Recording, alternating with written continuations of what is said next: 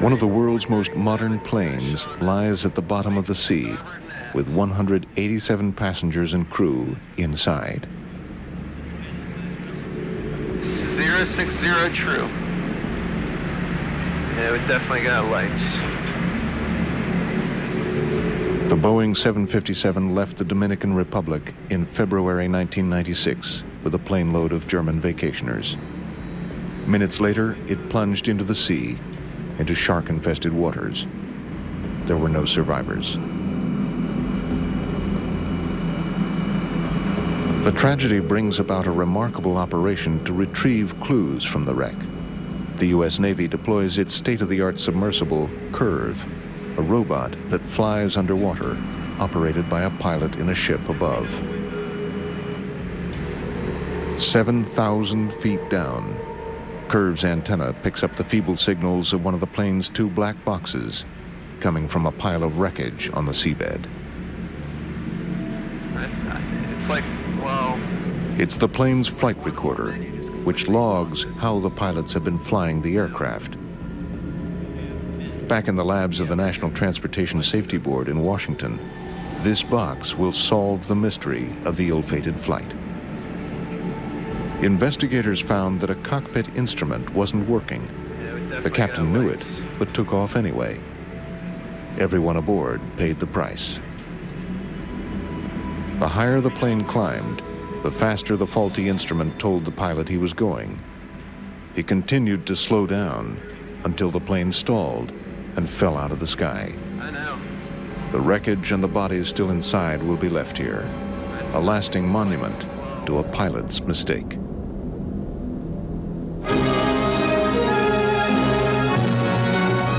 A tragic plane crash for Britain.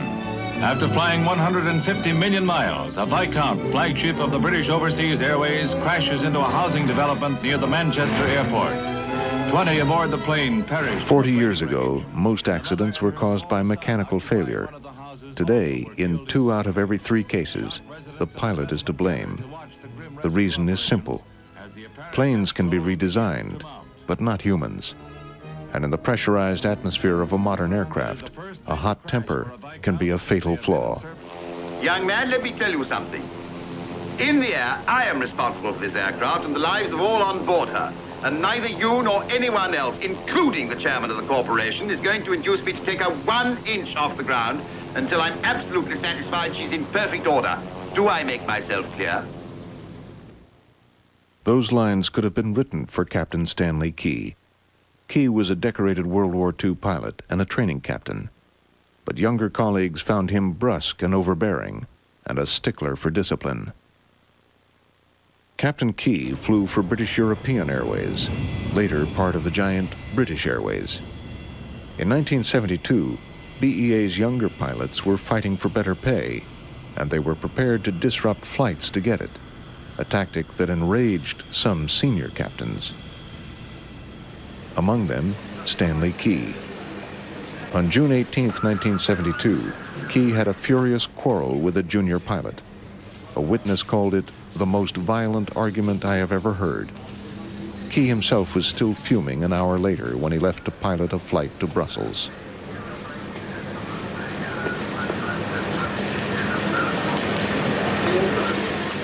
Key was a very senior pilot, and he was renowned to be a very good operator and a stickler for correct operation. The other 2 pilots were both quite junior by comparison. In fact, the co-pilot was only 22, very young, very inexperienced, and Key was somewhat suspicious of the abilities of these younger pilots. He was known to be a rather brusque character, and with these very young co-pilots with him, the atmosphere would not have been pleasant at all. That kind of environment is not something that would be accepted in this day and age.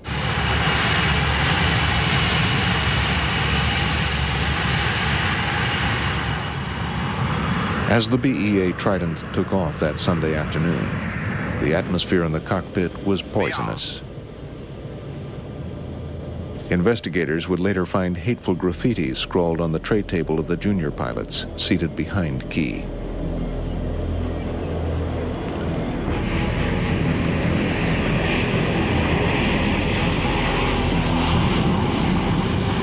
It was Captain Key's last flight. 2 minutes after takeoff, the Trident fell to earth in a field near the British town of Staines.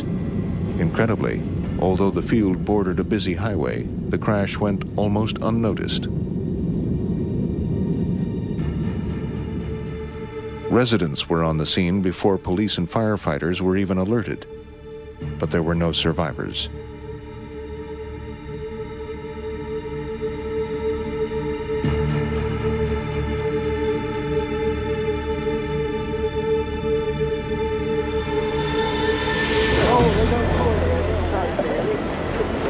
News of the crash spread quickly on radio and television. Traffic was jammed as hundreds tried to get a glimpse of the carnage.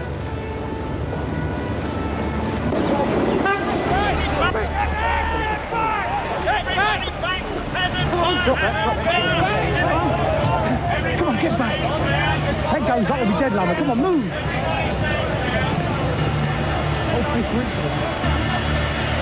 It was my first major accident that I'd seen, and being what I call a Trident man, it was, and knowing the crews, it was very horrific for me initially, and then it became an interesting job trying to decipher what had happened. When Ray Davis began to examine the wreckage, he made a disturbing discovery. There was something strange about the wings. On jets, the wings are narrow and swept back so they can fly fast at high altitudes. But that means that at low speeds, such as during takeoffs, they don't generate enough lift. To compensate, most planes have flaps on the back of their wings that can be extended to give them more lift. The Trident had something extra, flaps on the front of the wings too, called droops. A large amount of lift would be generated by the droops, much larger than the flaps, and so the lift-producing qualities of the droops were very good. This is shown up in the fact that the aircraft had to be at 3,000 feet and at a speed of 225 knots, with a lot of airflow over the wings before the droops could be brought in. There was no cockpit voice recorder aboard the Trident, but there was a flight data recorder. It confirmed that a terrible mistake had been made. Okay, V1, rotate. Okay, the gear up. Okay, gear selected up. Using information recorded in the black box, two of Captain Key's former colleagues, now senior captains for British Airways, show what happened that afternoon. They lifted off at about 143 knots and climbed fairly rapidly up into the low cloud base, which was covering Heathrow at that time. And they immediately experienced a certain amount of discomfort with the wind and the turbulence. And at 90 seconds, the co-pilot would have cut the power back and raised the flaps. The heading is turned left towards Epsom. At about that same time, they would be starting the left turn, which is part of the noise abatement departure. And at some point after that, the droops were raised. And this caused the aircraft to go into an immediate stall. When this droop lever was moved 60 knots too early, there would have been immediately several warnings go off, followed by a stick shaker which warns the pilots by shaking the control column that they were imminently about to stall the aircraft. Immediately afterwards, they had a stick push, which is a second level of protection. A ram pushes the control column forward to physically force the aircraft out of the stall position. Somebody on that flight deck must have then decided that what they were getting was a false stick push situation, because the stick push was actually docked. There's a lever at the back of the console. That was pulled, and then the nose just came up and it went into the deep stall, because now there was nothing to protect it. And it is very easy to look at the graphs of the flight recorder and say, why didn't they do that, this, why didn't they do that? When it happens in real time, there is, in fact, very little time for anybody to recognize anything in a dynamic situation like that. There was a whole cacophony of sound and light going on, all at once, totally unexpectedly. The noise continued throughout, as well as the flashing lights, and the confusion must have been enormous. How could such an experienced pilot have made such a blunder? Or did he? With no cockpit voice recorder, investigators could only speculate. Then, a discovery. The pathologist called in by the Accident Investigation Branch began performing post-mortems. Looking at the captain's coronary arteries under the microscope revealed that he had severe coronary artery disease. There were clearly some changes which were acute changes in the form of hemorrhage into the wall of the coronary artery. Now, that hemorrhage could have occurred a few hours before his death, but it's unlikely to be longer than that. Now, we're unable to say whether it killed him or not. It is possible that it did lead to his death or unconsciousness or merely incapacitating chest pain. Maybe Key, distracted by pain, barked out the wrong command, which was instantly and fatally obeyed. Maybe he pulled the wrong lever himself, but no one dared question him. Maybe he died in his seat at the critical moment. A cockpit voice recorder could have given the answer. This was the one thing which was the pity, that this was the accident where we really did need a cockpit voice recorder. The flight data recorder will tell you what happened. The cockpit voice recorder will often tell you why it happened. And in this particular case, we didn't know that, and nobody could prove exactly what happened. With a CVR, we may have had evidence of a medical condition, we may have had an argument, we may have heard a command which had been misinterpreted, but without the CVR, nobody will ever know for certain. With all the flight data recorder evidence we had and the wreckage evidence, nobody will know for certain what happened on that Trident. Staines proved a turning point in British aviation. From then on, cockpit voice recorders became mandatory on all British passenger planes. They're now standard equipment on nearly all the world's commercial aircraft. Staines also proved something else, that a captain's personality could be a matter of life and death.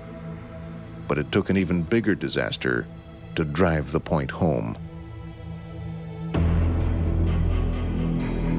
An old film records the historic arrival of the first jumbo jet at London's Heathrow Airport in 1970. Pan American Airways Clipper Victor 747. 7 years later, this very plane would lie in ruins, shattered in the world's worst air crash. 583 people died because a pilot was in a hurry.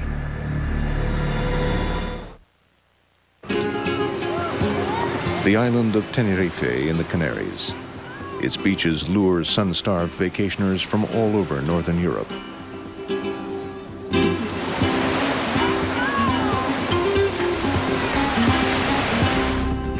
High above the beaches, literally up in the clouds, is Tenerife's Los Rodeos Airport, now rarely used since it became the most notorious airport in the world.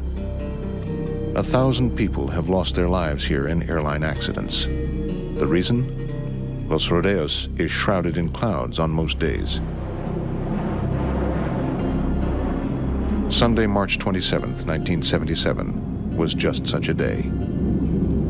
Flying to the Canaries were two jumbo jets, Boeing 747s, both charter flights. One was a Pan American plane full of tourists, the other a Dutch jet from KLM Airlines. One of the many strange things about that day was that neither pilot had set out for Tenerife. We were starting our descent for the approach and landing at Las Palmas, our original destination. And as we were doing that, we got a call from air traffic control to divert immediately to Tenerife. When a terrorist bomb exploded on the next island, this small airport suddenly became choked with planes. The co-pilot on the Pan Am Jumbo was Bob Bragg. It's the first time he's been back to Los Rodeos since that Sunday in 1977. 20 years later, bits of his plane still lie all around. When we landed here, the entire ramp was completely and totally congested. There were probably 20 to 30 airplanes that had also diverted and were parked here, which necessitated us having to go way down to the end here and park. By now, there are 400 people who've been up all night, half the day before, possibly.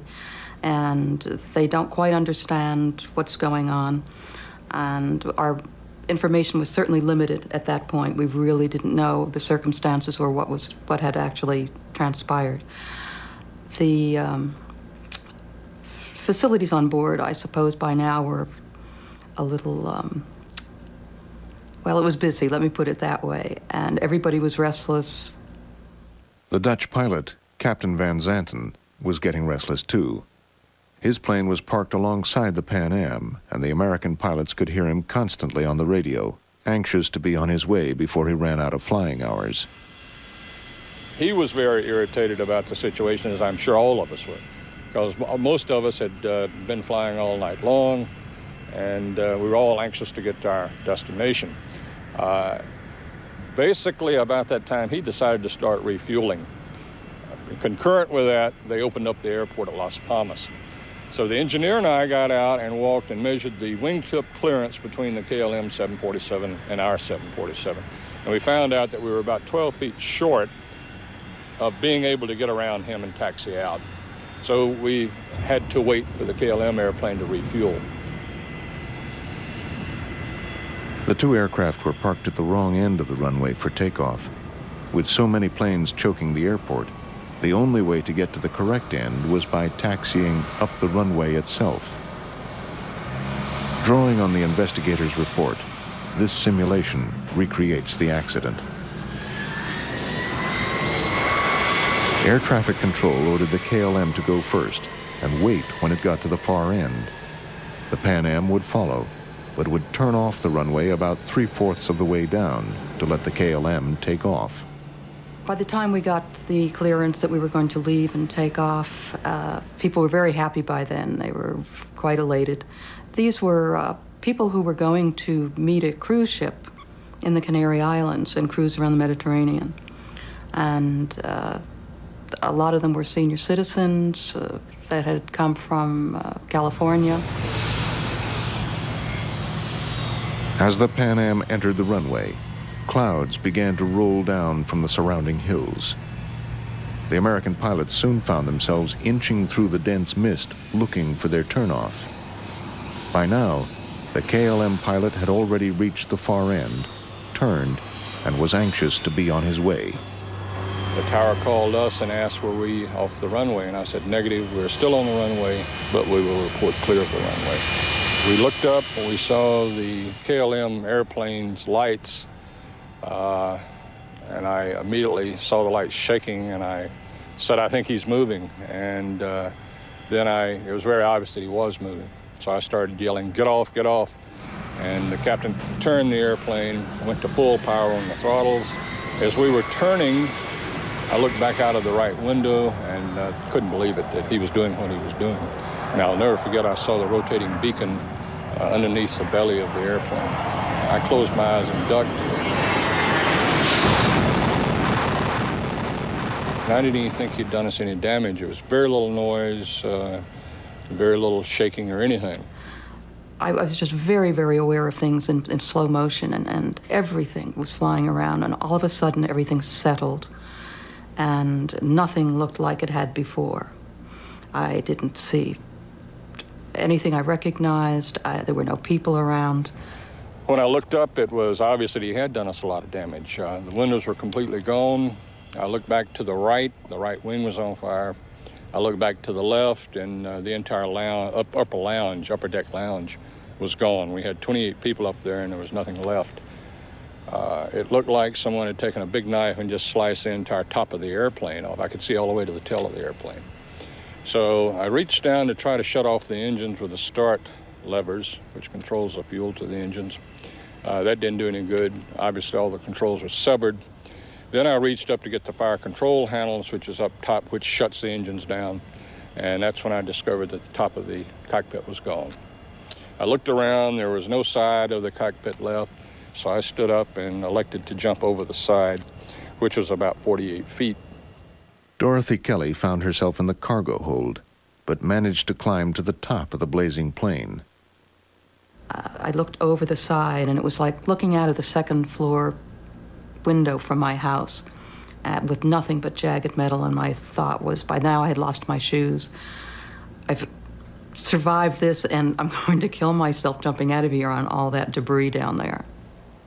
When Dorothy Kelly jumped from the blazing plane, she broke an arm, fractured her skull, and became a heroine by rescuing the captain and tending the passengers.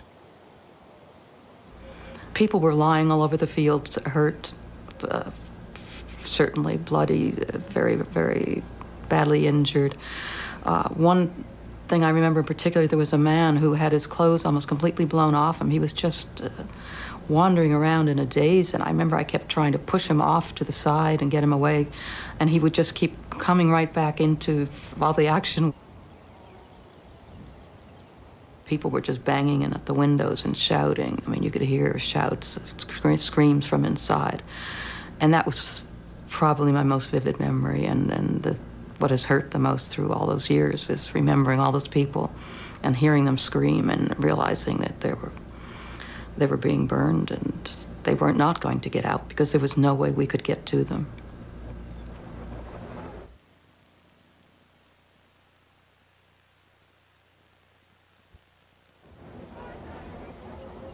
Tenerife remains the world's worst air disaster.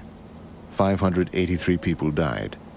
Everyone aboard the KLM plane, which burned up on the runway, and all but 77 of the Pan Am passengers. Paul Reusch, one of Pan Am's senior captains, helped investigate the crash. Among the records are the charred instruments from the Pan Am jumbo jet. The day after the disaster, Reusch arrived in Tenerife with other American investigators. Their first job was to listen to radio messages between the air traffic control tower and the two planes. Right away, Reusch heard something that grabbed his attention. There was a point at which you could not tell what the KLM first officer was saying. And we asked that that be played over several times. It was obvious that the man was under stress. His voice changed its timbre. It became tremulous. It was slightly shaky, and his words were blurted out rather than spoken clearly. And that was a benchmark. That caught our attention right away. I believe that the first officer's voice changed because he saw something happening in the cockpit that shouldn't be happening.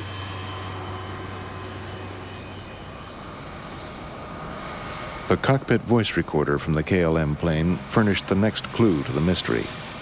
As the KLM plane reached the end of the runway and turned, Captain Van Zanten immediately pushed up the throttles to take off. First officer said, "No, wait a minute, we don't have our air traffic control clearance." The captain said, "Yes, I know that." He pulled the throttles back. "Now go ahead and call for it." The tower gave Captain Van Zanten his air traffic control clearance, which tells him only what route to follow. To actually take off, Van Zanten had to ask permission, but he never got that far. As the first officer was reading the clearance back to the controllers, the captain again commenced the takeoff. He pushed the throttles up. He said, "We go." The aircraft started to roll. The first officer sensed that this was not right. He knew that they hadn't been cleared for takeoff, and so he blurted out, "And we are taken off, or we are at takeoff." It wasn't even that clear. The words are difficult to comprehend, and the tenor of the voice changes. It's obviously very tense. But he felt that he had done his part in letting people know that they were commencing their takeoff. All this time, the Dutch airplane was accelerating down the runway. The flight engineer in the Dutch cockpit heard the words from the Pan Am airplane saying, "Roger will advise when we're clear," and he questioned the captain and the first officer. He said, "Then is he not clear then?" And the Pan American and both crew members said, yeah, he's clear." At that point, they were just entering the heavy cloud. They saw the Pan Am aircraft desperately trying to get off the runway, but it was not in time. The rest is history. Here, this one. Here.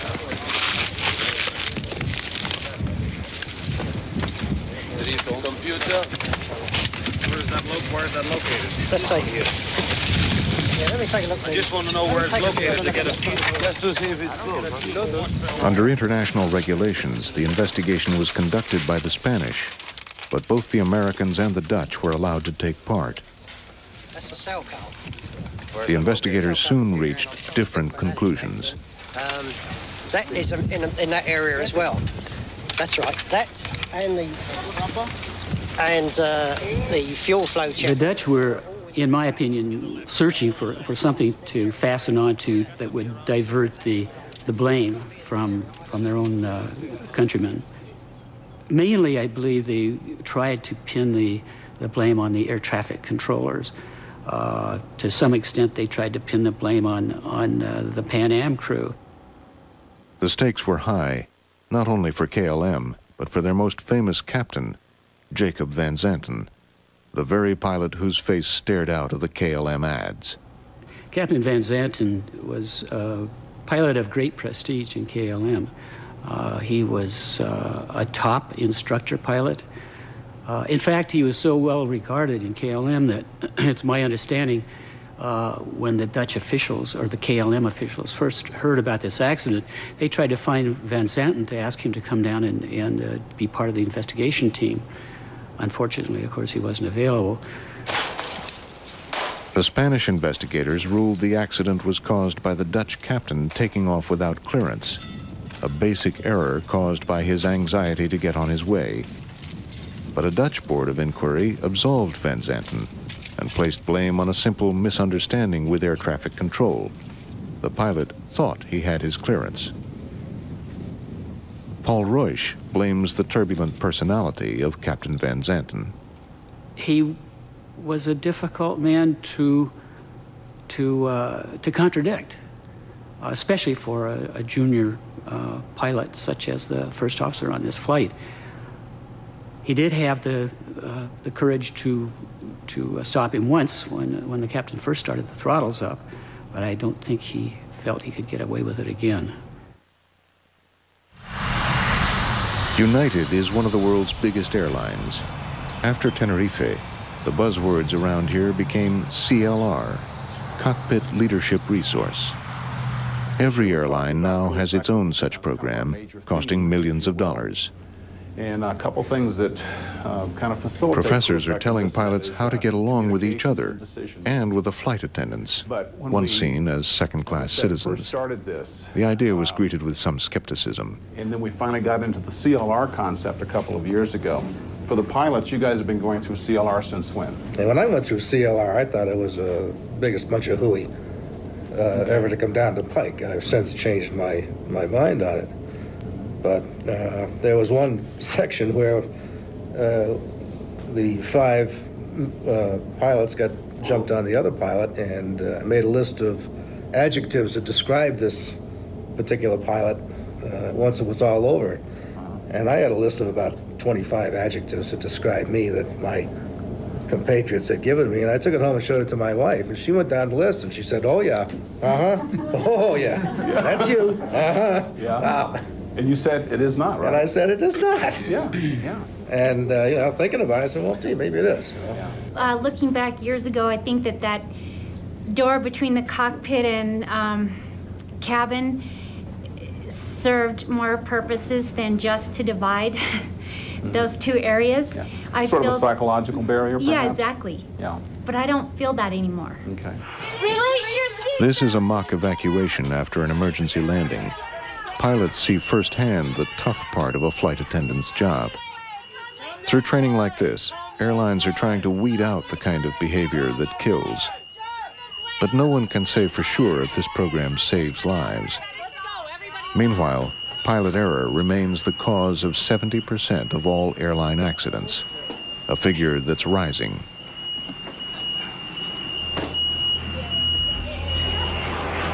Aircraft manufacturers have tried to fix that problem by designing the pilot out of the cockpit.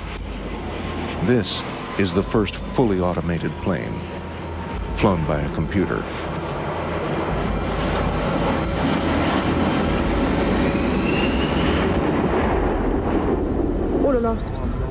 Oh no, oh no, oh no. On January 20th, 1992, a TV reporter in eastern France heard rumors of a plane crash in the mountains nearby. While officials pondered what to do, the journalist displayed remarkable initiative. He found the plane and the survivors by literally following his nose. There was a smell of fumes, of kerosene fumes. So we decided to go in the forest, just following the smell. And just a few minutes later, we heard some voice calling, and we discovered the survivors around the fire. They were badly injured, for some of them, and asking desperately for rescue. It's the main thing I can remember. Every minute, somebody was asking for rescuers. When are they coming? When are they coming to help us? Ici, il y a des blessés. Vite! On n'en peut plus!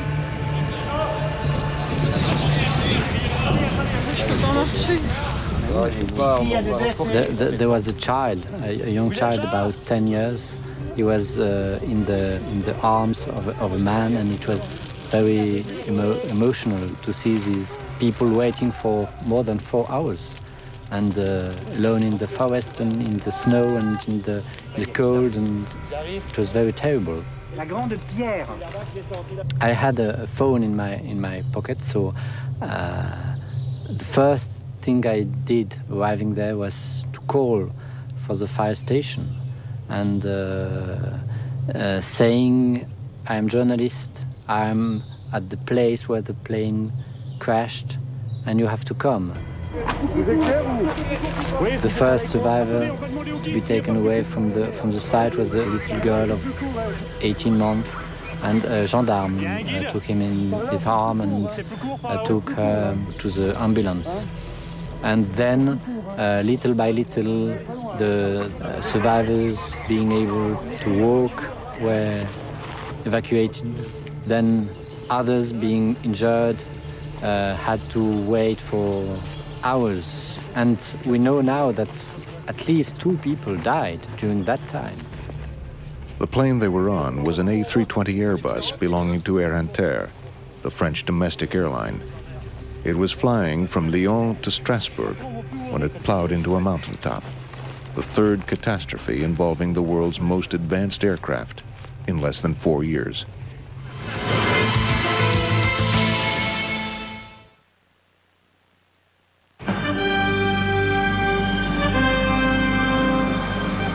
The A320 was revolutionary.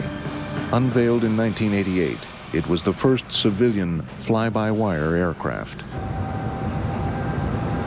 Traditionally, a pilot had direct control over his plane through cables or hydraulics linked directly to his control column.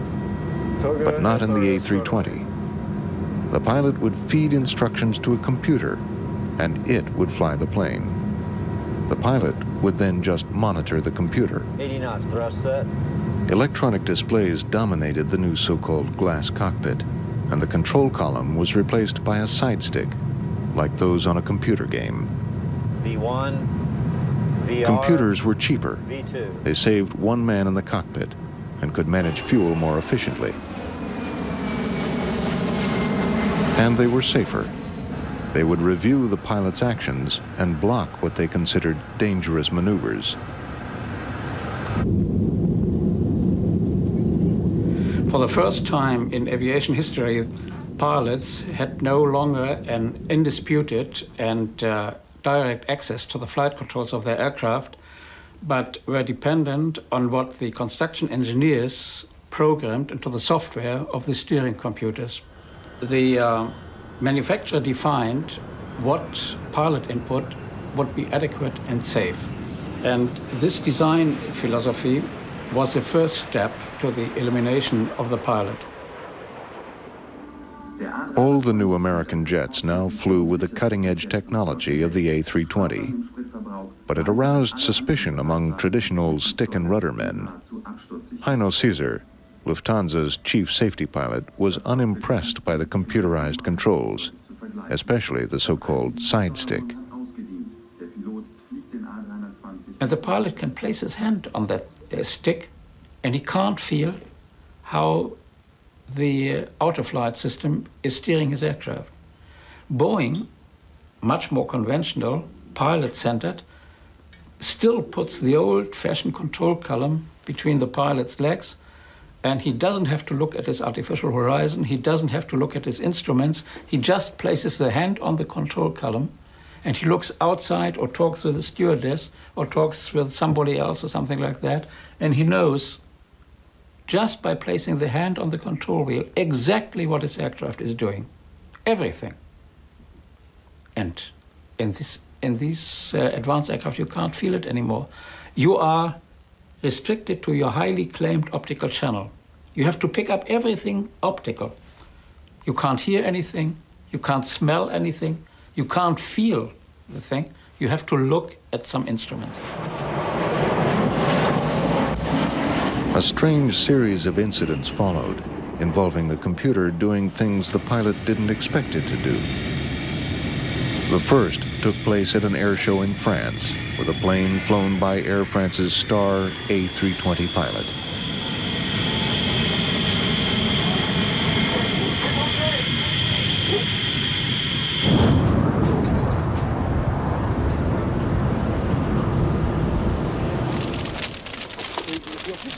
Miraculously, the pilot survived. 3 passengers did not. The official report blamed the pilot for flying too low, but he claimed he tried to climb while the computer wanted to land. The computer won. In 1991, passengers on a German Airbus had a terrifying flight into Moscow. A computer simulation of what happened was made by investigators from the plane's flight recorder. The pilot was told by the Moscow tower to go round, to abort his landing and try again. In such circumstances, the computer is programmed to put the plane into a steep climb. Too steep, thought the pilot, and he tried to push the nose down. The computers pushed it even higher. As a result of this tug-of-war, the official report concluded the plane almost came to a stop in mid-air. Despite 4 terrifying stalls, it landed safely.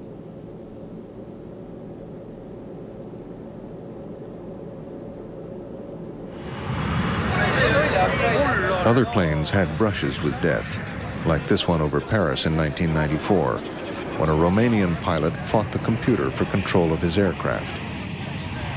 It began to look as if automation had simply replaced pilot error with another kind.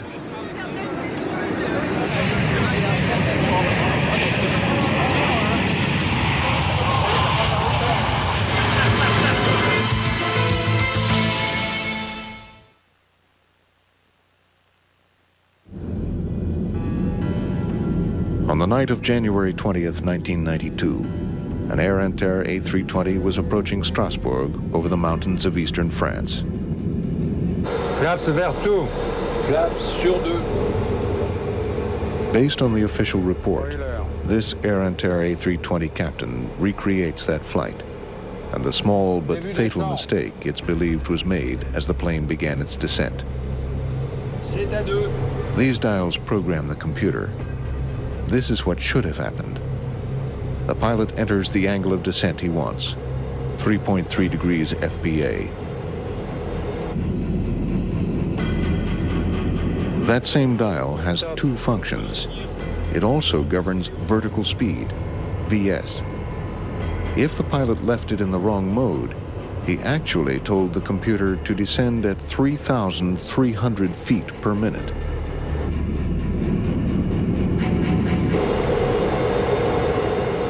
Well, it's difficult to pick up that kind of an error from the displays that are available now. There is a label about which mode you're in, but it's hard to see. You're not used to looking at that. Eventually, the mismatch will produce surprising effects in the airplane's behavior. The rate of descent will be higher than you expected. But if you're busy at that time, or if the flight crew is not working together as well, some other factors are happening, you may have a delayed detection of that unexpected aircraft behavior. And these things can happen very fast in an aircraft. 45 seconds may be all the time window that you have to realize that what you expect to be going on is not what's really going on, and the aircraft is being flown into a hazardous situation.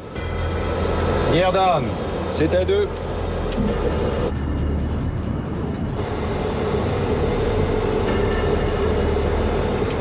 Je prépare les phares sans les mettre.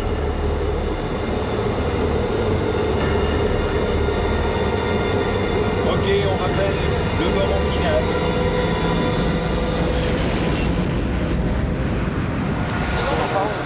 87 people died in the crash of the A320. Only 8 survived. Automation seemed to only compound the problem of pilot error. Pilots were having trouble deciphering their strong but silent partner in the cockpit.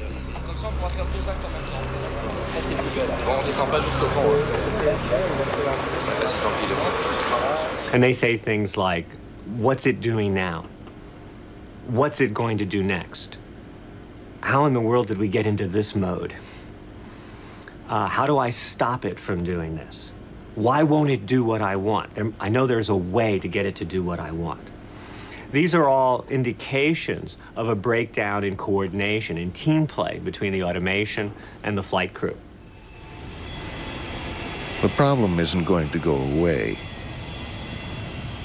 This flight management system is on all of the modern airplanes by all of the different manufacturers, whether the MD-11, the Boeing family, 757, 767, or the new 777, the Airbus series. All of these flight management systems impose the same kinds of roles and challenges for the flight crew.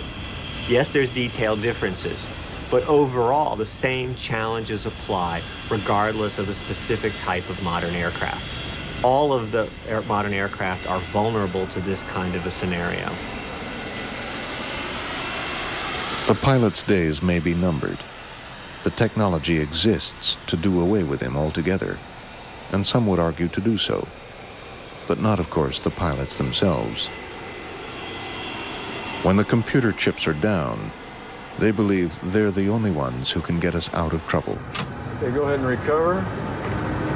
And just push the side stick right over there toward the forward corner of the aircraft.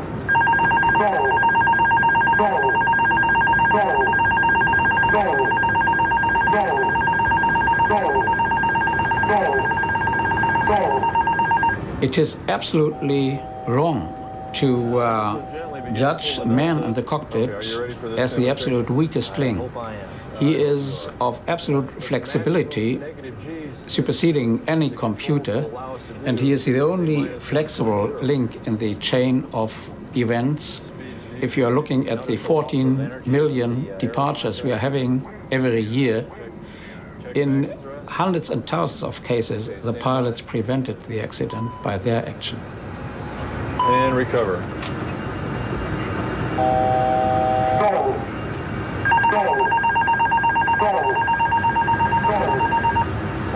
Okay, excellent.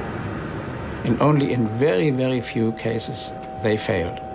And this mount up to approximately 15 total losses a year, with an average of 500 deaths.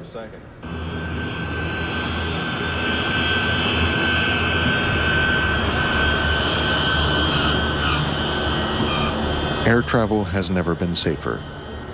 The number of people killed in accidents is about the same now as in 1947, despite a 1,000-fold increase in air traffic. And that's largely thanks to the air crash detectives. We may come to look back on this as a golden age. In 10 years, our skies will be so crowded, experts fear that twice as many people may die in crashes.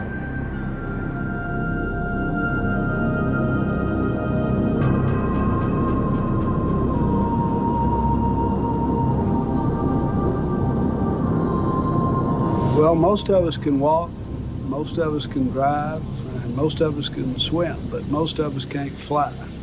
And I think there's always will be a fascination with flight. And there is just, I think, with the average person, that little sinking feeling in their stomach when they're at 30,000 feet and they're not in control. And so I think there is a fascination there.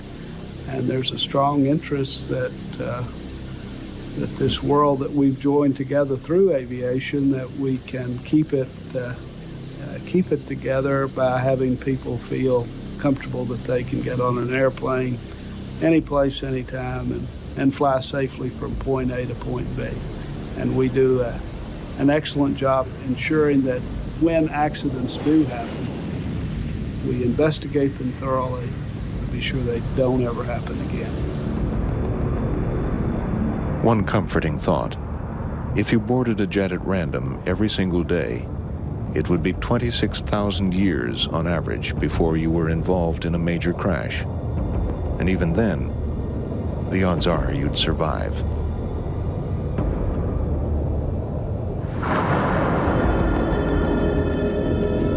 Coming up, a special presentation from TLC, an exclusive investigation of airline safety, past and present, beginning with a look at how weather sometimes takes its toll. Survival in the sky, next.